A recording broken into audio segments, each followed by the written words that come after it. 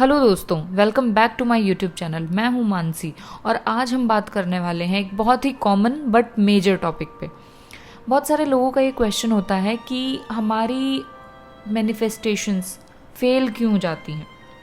तो one of the reasons our manifestation fails can also be कि हम गलत एफर्मेशंस यूज़ कर रहे होते हैं मैनिफेस्ट करने के लिए। एफर्मेशंस किसी भी मैनिफेस्टेशन का one of the most important part है, इसीलिए हमें पता होना चाहिए कि हमें इसको सही तरीके से कंस्ट्रक्ट यानी कि फॉर्म कैसे करना है। See, affirmation is not just about कि आपको कोई फ्रेज बोलना है या आपको कोई वर्ड बोलना है। इट्स ऑल अबाउट कि आपको अवेयर रहना है कि आपके मुंह से क्या बात निकल रही है, क्या वर्ड निकल रहा है। सी, हम जो भी बोलते हैं वही अट्रैक्ट करते हैं, तो हमें बहुत अवेयर रहना चाहिए कि हम क्या बोल रहे हैं, हमें पता होना चाहिए। ऐसा नहीं है कि आप कुछ भी बोल दोगे तो और आप सोचोगे कि आपकी मैनिफेस्टेशन पूरी हो जाए, ऐसा नहीं हो सकता। You have to be very careful, very mindful about speaking things. तो क्योंकि सारा खेल इसी चीज़ का है कि जो स्टेटमेंट्स हम बोल रहे हैं उसमें कौन से वर्ड्स का यूज़ किया जा रहा है, क्योंकि यही वर्ड्स हमारे सबकॉन्शियस माइंड को रीप्रोग्रामिंग करने में हमारी हेल्प करते हैं। ये टॉपिक बेसिक ज़रूर है बट ट्रस्ट भी बहुत ही ज़्यादा इम्पॉर्टेंट है, क्योंकि मेजॉरिटी लोगों को एफर्मेशंस बनाना नहीं आता। And let me remind you, ये बेस है किसी भी मैनिफेस्टेशन का। अगर एफर्मेशंस ही गलत हैं तो सबकॉन्शियस माइंड आपके डिज़ायर के लिए प्रोग्राम कैसे होगा। काफ़ी सारे लोगों को एफर्मेशंस कंस्ट्रक्ट करना नहीं आता। मैंने बहुत सारे लोगों के साथ ये चीज़ देखी है कि वो मैनिफेस्टेशन करते हुए कुछ ऐसी एफर्मेशंस या वर्ड्स बोल रहे होते हैं जो उन्हें खुद भी नहीं पता होता कि ये गलत है, बट वही वर्ड्स, वही फ्रेजेस हमारे सबकॉन्शियस में बैठ जाते हैं एंड उसके रिजल्ट में या तो मैनिफेस्टेशन फेल हो जाएगा या कुछ बुरा मैनिफेस्ट हो जाएगा। तो इसीलिए मुझे लगा कि इस टॉपिक पर बात करने की या वीडियो बनाने की बहुत ज़रूरत है, क्योंकि आप में से कितने लोग होंगे जो गलत एफर्मेशंस यूज़ कर रहे होंगे and they are not aware of it, और फिर वो सोचते हैं कि हमारी 3D रियलिटी क्यों नहीं चेंज हो पा रही है।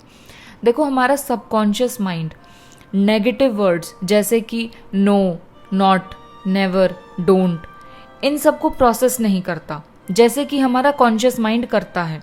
सो फॉर एग्जाम्पल, अगर आप अपनी लाइफ में स्ट्रेस कम करने के लिए यही एफर्मेशन बार बार यूज़ कर रहे हो कि आई हैव नो स्ट्रेस और my life is stress free, तो आपका सबकॉन्शियस माइंड नो को नहीं समझेगा। उसको बस ये समझ आएगा कि उसे बार बार ये स्ट्रेस वर्ड बोला जा रहा है, एंड रिजल्ट के तौर पर it will create more stress in your life. The repeated focus on the word stress will reinforce your awareness of stress and its presence in your life. That's why we say what we focus on expands. I have no stress और my life is stress free की बजाय you can say I am calm and at peace. Simple. एक बार आप खुद दोनों affirmations बोल के देखो, आपको पता चलेगा दोनों में कितना फ़र्क है। तो जो वर्ड्स आपके सबकॉन्शियस माइंड को बोले जाएंगे वो आपकी लाइफ में वही सिमिलर एनर्जी क्रिएट करते जाएंगे। So instead of using those words जिसकी प्रेजेंस आपकी लाइफ में नहीं होनी चाहिए, यूज़ दोज वर्ड्स जिसकी एनर्जी आप अपनी लाइफ में ड्रॉ करना चाहते हो। मैं यहाँ नो, नॉट, नेवर, डोंट की बात नहीं कर रही हूँ, मेरा फोकस इस पे है ही नहीं, क्योंकि बहुत सारे लोगों को डाउट होगा इज़न्ट इट वंडरफुल एफर्मेशन के बारे में कि क्या ये अद्भुत नहीं है कि मेरे साथ बहुत कुछ अच्छा हो रहा है। इस एफर्मेशन के बारे में लोग ये सोचते हैं कि इसमें तो नहीं वर्ड का यूज़ हो रहा है, तो क्या ये गलत नहीं है? नहीं, बिल्कुल भी नहीं, क्योंकि ये एफर्मेशन तो खुद one of the most famous teacher Neville Goddard ने दी थी। See, you just have to be aware कि आपका फोकस किस तरफ जा रहा है, एनर्जी किस तरफ फ्लो हो रही है, and that is the word wonderful, अद्भुत। अब जब आप बोलते हो कि my life is stress free, या आप कहते हो कि आई हैव नो स्ट्रेस, तो इसमें किस चीज़ पे फोकस है? इसमें स्ट्रेस पे फोकस है। एंड जब आप कहते हो isn't it wonderful, something marvellous is happening to me, जब आप ये कहते हो तो उसमें उस सेंटेंस का मतलब है कि क्या ये अद्भुत नहीं है कि मेरे साथ कुछ अच्छा हो रहा है। तो इसमें फोकस जो है वो वंडरफुल वर्ड पे है।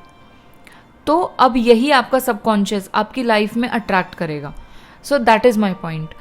Now let's talk about the simple formula on which the affirmations have been made, which is feel, think, believe and act as if I already have it. FTBA, feel, think, believe and act as if I already have it. जब आप ऐसा सोच के, ऐसा feel करके, विश्वास के साथ काम करते हो कि ये ऑलरेडी हो चुका है, तब अट्रैक्शन होता है। ऐसा करने से आपकी और आपके गोल की फ्रीक्वेंसी मैच होगी। इस वजह से आपकी मैनिफेस्टेशन पूरे होने के चांसेस 95% तक बढ़ जाते हैं। तो माय एडवाइस इज कि सोच समझ के वर्ड्स यूज़ करो अपनी एफर्मेशन में, because as we all know words have power. जब आप ऐसा करेंगे तो यू विल सी कि आप कितनी एफर्टलेसली मैनिफेस्ट कर पाओगे अपनी डिज़ायर्स को। सो आई होप इस वीडियो के थ्रू जो कॉन्सेप्ट मैं आपको समझाना चाहती थी आपको समझ में आया होगा। फिर भी अगर आपको इस टॉपिक से रिलेटेड कोई डाउट है, किसी भी टॉपिक से रिलेटेड कोई डाउट या क्वेरी है, तो आप कमेंट कर सकते हैं। Do not forget to like, share and subscribe, hit the bell button on, and I shall see you guys in my next video. Till then take care and bye bye.